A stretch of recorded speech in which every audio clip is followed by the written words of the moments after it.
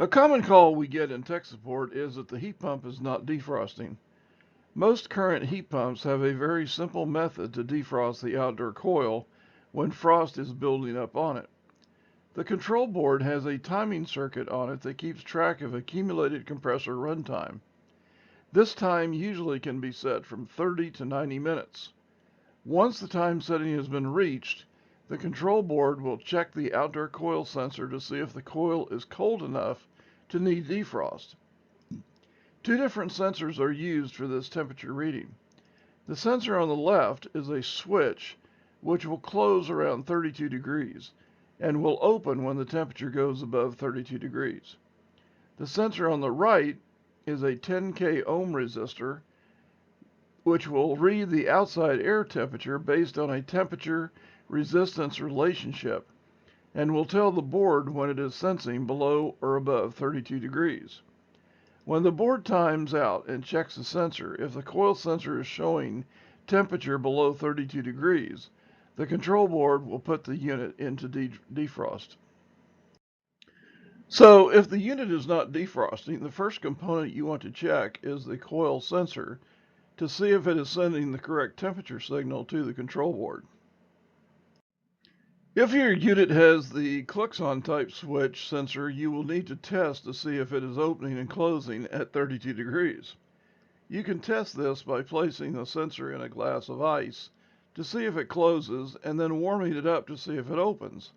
You should also make sure that the switch is making good contact with the copper tubing of the coil.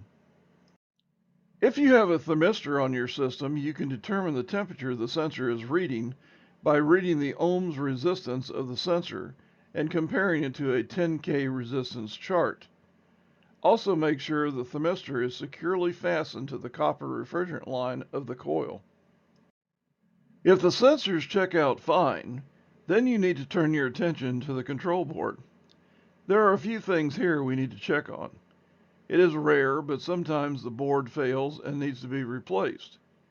The most common failure in this type of defrost system is miswiring of the board.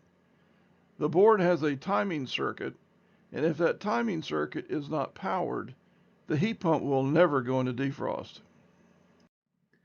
So the very first thing you want to do is check every wire going to the defrost board and make sure each one is landed where the wiring diagram shows it. Pay particular attention to the T1 and T2 connections and the wiring through the safety switches, as these are the circuits that power the timer for the defrost cycle. You also want to make sure you have 24 volts on R and C coming from the transformer on the indoor unit. Then check your T1 circuit from the contactor through the safety switches to the board to make sure the circuit has 24 volts. Once the board is wired correctly and you have the timing circuit powered, then when you short the speed up pins, the system should go into defrost. Also check the manual for the unit you're working on, as you may need to short the coil sensor to make the unit go into defrost using the speed up pins. Here is a troubleshooting bonus for this video. Make sure you check the model plug on the heat pump. A number of years ago, I had a technician who was working on a heat pump and it would not go into defrost. He replaced the defrost control board, he replaced the sensor, he did everything that we've shown you in this video to check for 24 volts, to make sure the timing circuit is powered, made sure everything was wired correctly. And he also changed the defrost board a second time. After all this, we called the factory. And the engineer at the factory told me to check the model plug and check the resistors on the model plug. So some heat pumps have a model plug, as pictured here, with resistors on it. The resistors values are given in the wiring diagram of the unit. One of these resistors was out of range, and so instead of telling the unit that it was a heat pump, the resistor being out of range like that was telling the unit that it was an air conditioner. Therefore, it would never go into defrost.